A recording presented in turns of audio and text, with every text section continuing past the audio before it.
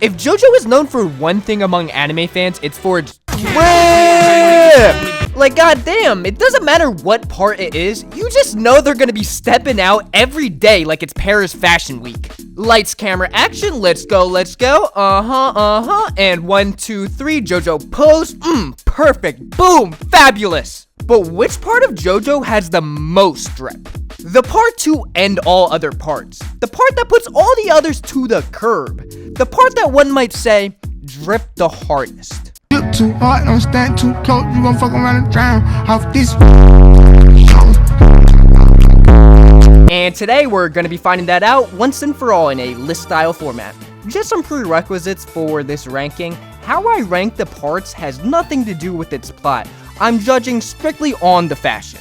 This list is entirely only my opinion as well. Fashion is completely subjective, so feel free to voice your opinion in the comments. Also, I will not be including part 7 in the ranking because I don't think it's quite fair to compare only drawn looks to fully animated ones. So this list will only include parts 1 through 6. Okay, with that out of the way, let's start with what I have in last place.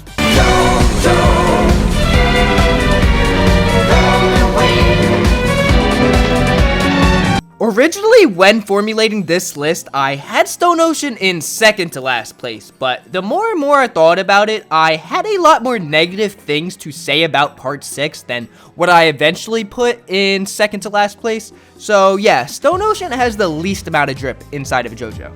Now, I do still have a lot of good things to say about this part. I think the consistent green color scheme is pretty cool.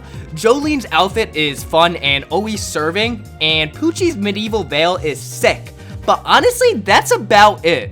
This part definitely has a lot more misses than it does hits for me. Narciso is doing way too much with way too many things going on. I feel like toning this down a tad would have been a lot better here, and while Emporio being a baseball player is unique, it isn't all that interesting. Weather Report looks like the lamest supervillain I've ever seen, and while I do like Ermi's whole Cleopatra vibe she has going on, I just wish it was fully committed to instead of just going halfway through with it. Foo Fighters is just super bland, and I wish something more interesting would have been done for such a great band. And while I do think Jotro's look here is amazing, it isn't enough for me to bring this above last place. While part 6 definitely has a lot of highlights, it's just way too inconsistent for me to have it any higher on my list.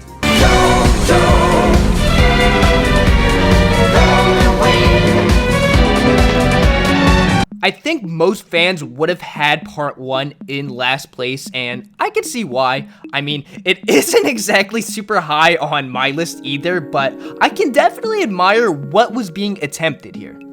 Phantom Blood is, of course, the first part in JoJo, so it's the most dated by today's standards. It came out in 1987 when JoJo was still following the buff men art style that was the industry's norm and most popular archetype at the time. But even while the characters were big and masculine, even from the jump, JoJo always had more eccentric outfits. Even if this is pretty tone deaf compared to what we see down the line, compared to other popular characters in this medium at the time, this is pretty bold.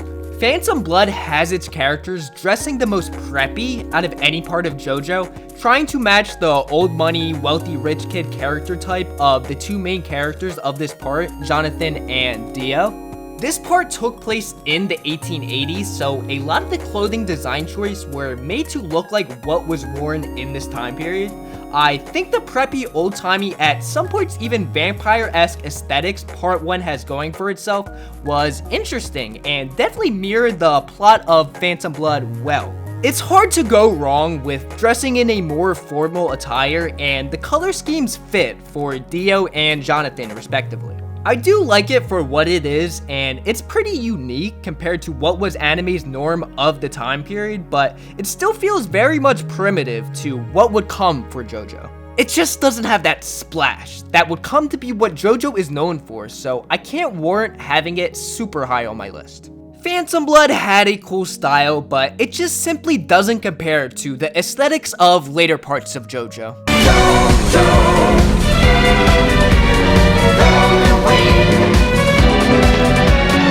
Stardust Crusaders has an extremely solid design choice. I mean, this is probably the most recognizable crew out of any in JoJo, so it makes sense that Araki dripped them out as much as possible. Part 3 has that me and the boys vibe going for it, so it's a little bit more on the casual side compared to other parts, but not in a bad way.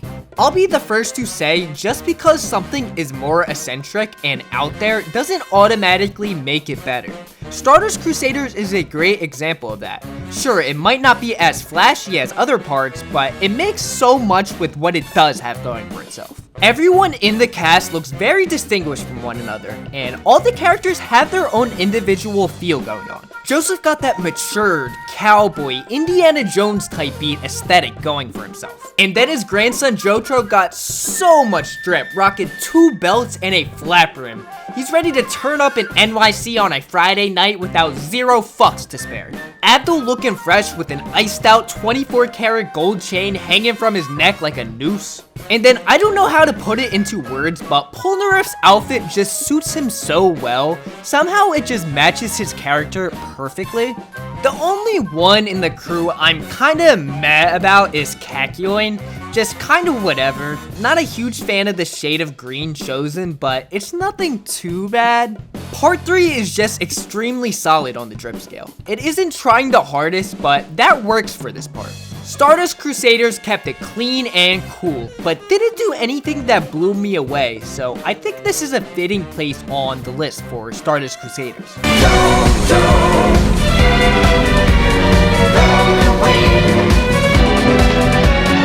Part 2 comes in arms out and guns blazing. You can tell not just from only the character design choice, but also the plot that Battle Tendency was the point where Araki decided he wanted JoJo to be a more eccentric leaning series. So the outfits in this part are a lot more colorful and flamboyant, insinuating the characters' physiques much more.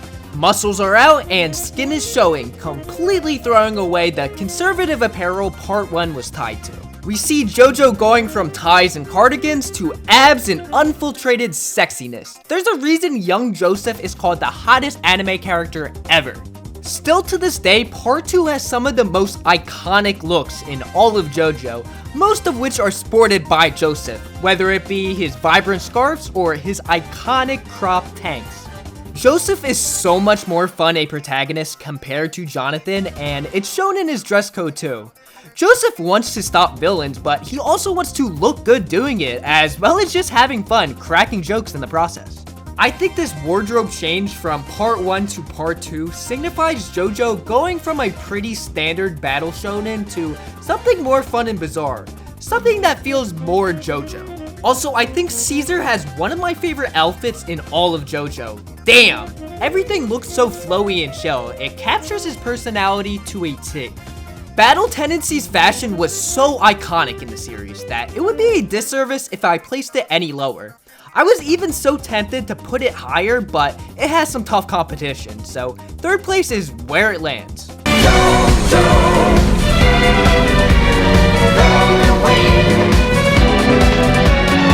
I mean, what can I even say about Golden Wind? Part 5 takes the weirdness, the chaos, the outlandishness, but most of all the gayness and cranks it up to a 10. Everything's skin tight and everything is popping off.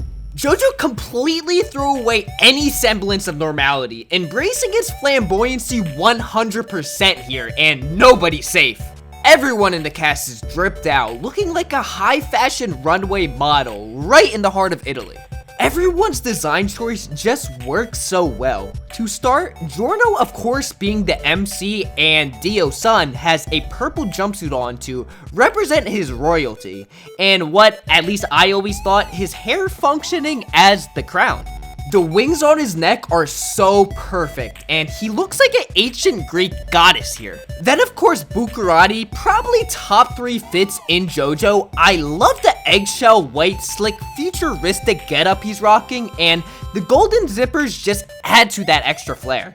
Definitely feels like the boss, and he sure as hell looks like it. Abakio looks like the gayest vampire rock star I've ever seen, Playboy Cardi most certainly took some inspiration here. Narency is completely dripped out. I love the bandana skirt thing he's got on. Definitely fits his youthful playfulness, as well as the color scheme being really awesome.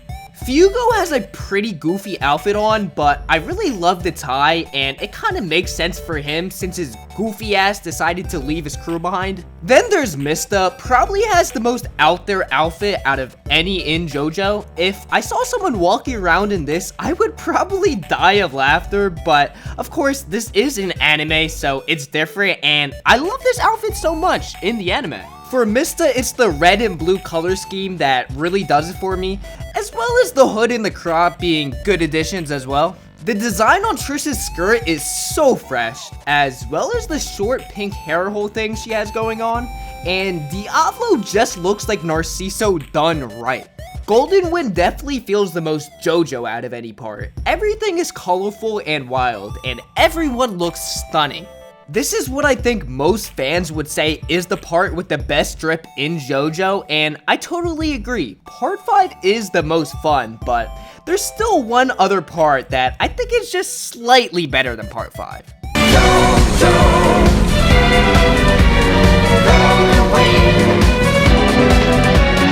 Diamond is Unbreakable is in first place. I couldn't in good faith put any other part in the top spot. I have always loved the fits here, and still to this day, no other part quite does it for me like Part 4. Now, I know what you're thinking. What? Part 4 over Part 5? Aren't half the cast just wearing their school uniform? Well, if that's the case, I want to transfer over to Morio ASAP because their dress code is immaculate. Part 4 is the perfect middle ground between parts 3 and 5.